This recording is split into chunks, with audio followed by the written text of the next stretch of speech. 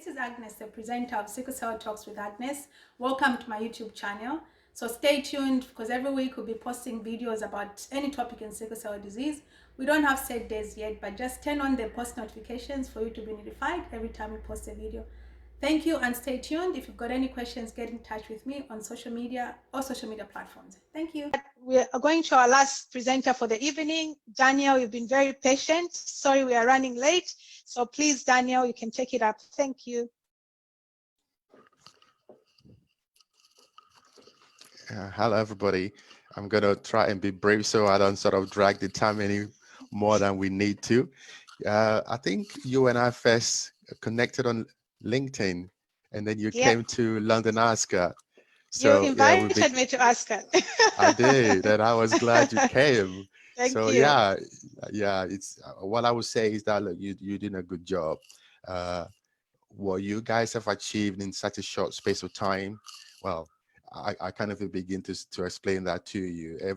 Most people who have been around sickle for a long time would agree that sickle cell just gets shortchanged quite a fair bit.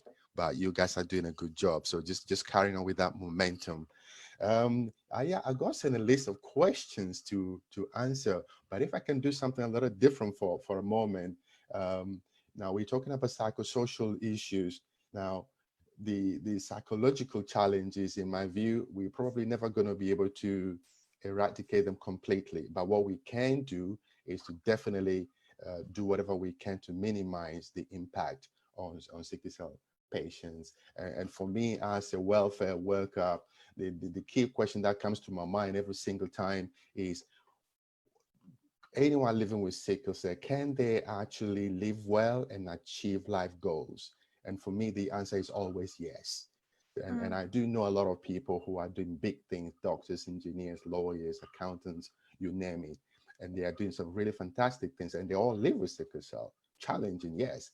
But what every single one of them would tell you is that they didn't just get where they are without support. They have a whole network of people around them, nurses that they work with in the hospitals where they attend, the doctors at home, the families, siblings, you know, a whole network of people that they have to rely on to ensure that they are where they are today. So I think that it is important, and I'm quite glad that every single speaker have kind of touched on the idea of support. So that is really, really important. And for me, looking at the wider issues of what we need to do as a community, I think that I want to touch on maybe 3 or 4 things. Again, a lot of them have been mentioned already. So education, it really needs to start from primary school. I think the last speaker, Marjorie, just mentioned on that. A young child who lives with sickle cell, they're going to be unwell a lot. So if the schools don't understand the condition that this child lives with and are prepared to make the necessary adjustments this child needs, then education is going to struggle right from day one. And so that we really have to try and work on that. The parents, I think you have to get into the mindset where you do not take no for an answer. If you think there's a problem, your child is falling behind in education, you just have to keep pushing the boundaries until the school authorities put plans in place to support your child adequately. Because otherwise, we are shortchanging that child already before they get into adulthood. I know we're kind of running with time, so I won't go too deep into any of these. And then the hope is that when we support the child adequately, yeah, we're giving them the options where the sort of things that they are now studying can open up paths for career choices that they make as they grow up. So this is important because every single person that I know who is doing well, this really was the issue, that they had the support of family at home, they had the support in education, and then of course they were able to choose the right sort of career paths, which obviously is helping them well now they're adults. And so in terms of employment then, one of the challenges that people face with employment is that employers, again, don't tend to understand sickle cell very well. And so people who live with the condition get branded for being lazy, uh, you know, just because people don't understand the condition that this person lives on a daily basis. But can they actually deliver the work? Yes, of course they can. But employers need to understand and make the necessary adjustments for them. Now, for the person who lives with the condition themselves, one of the things that they probably need to come to terms with and feel confident and comfortable talking about is the condition that they live with every day. Yeah, because when you find yourself in a work environment, the employers don't know that you live with this condition, then the difficulty for the employer is that, well, how do they know they need to make adjustments for you if you haven't told them that you live with this condition and this is how it affects you, and this is the kind of adjustments that you might need. Simple things like maybe a portable heater. Okay, so in England is very cold a lot of the time. So a portable heater for the person living with the condition near their desk is usually a good trick just to keep them warm. Yeah. And again, if the employers don't know that you live with this condition that affects you in this way, they might actually go sit you by the window, which is never a good idea in the middle of winter. And maybe somebody sitting next to you is someone who, you know, needs a bit of breeze, and then that window is going to be open. So it really is important. I know it's not very easy for many people to be upfront and discuss this situation with their employers, but it is worth considering, because if they know from start, then you have the possibility of having adjustments made for you. Okay. And another thing that a lot of people don't tend to think about is living conditions at home. Funny enough, uh, in the area where I work, we come across a lot of bad housing. You know, either the heating system is not working very well, or we have situations where there's a lot of mold, damp, and these things would trigger crisis a lot. The sickle cell patient is going to be ill a lot, and they're going to end up in hospital a lot. Yeah. So if you have these kinds of situations, I think the first thing you really and truly want to do is to push. If you own the property, then of course you have to fix that problem. But if you're renting, then you really want to get on top of your landlords to try and fix these problems.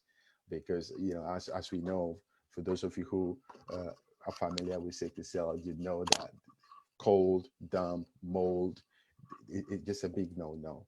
It's just a big no-no. So you have to watch out for these things. Now, uh, there's been a mention of advocacy, and this is where it really is important that as a community, we ensure that the advocacy work that we do is absolutely intense, that everybody who needs to know about sickle cell and how some of these little challenges can be a big deal for a sickle cell patient, so they know.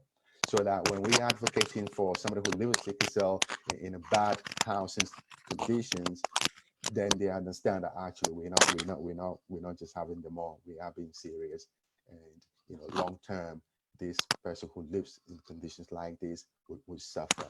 And so we definitely have to try and address those issues. And also, if for those of you who lives in parts of the world where there's a sort of a welfare benefit system, you really do have to push, because sickle just happens to be one of those conditions that nobody ever understands it unless you are within the community that lives with it or working around the sickle cell patients. So in the wider population, it becomes a really, really tough business to try and advocate for welfare support for people living with sickle cell. And we have to try and think of imaginative ways to present the information to the decision makers who are going to decide whether somebody gets a welfare support or not. So again, the advocacy would help. The education of the larger population would help, because and this actually needs to start with the community itself. Yeah, you know, I do appreciate that with sickle cell, people don't tend to have the energy, and so to expect them to come out on the street and help us advocate and put the message out there, it's a tough one. It really is a tough one, but it is still important that when we are out there knocking on doors, whether it's in, you know, corridors of power or not, it really is important that we have the community behind us to push this button, to push this powerful key, what was the word, stakeholders, you know, the real actors in the power corridors who can make the change. Yeah, because if they don't see the community come out and push, then as far as they're concerned, there is not a problem. Yeah, I think I'm probably gone past my time now. I can see Agnes on the screen. So really and truly, what I want to say is that the level of advocacy needs to be coming from the community as much as possible. And yeah, so what can we do to help the community? Education is important. Let's get it right from start. Healthcare is absolute paramount. Healthcare professionals tend to misunderstand sickle a lot. Let's try and correct that. Employment, let's get on top of employers so they make the necessary adjustments. Housing, let's get it sorted. Welfare, if everything is in place, then I think we will continue to have sickle cell patients living well and achieving big things. So thank you very much.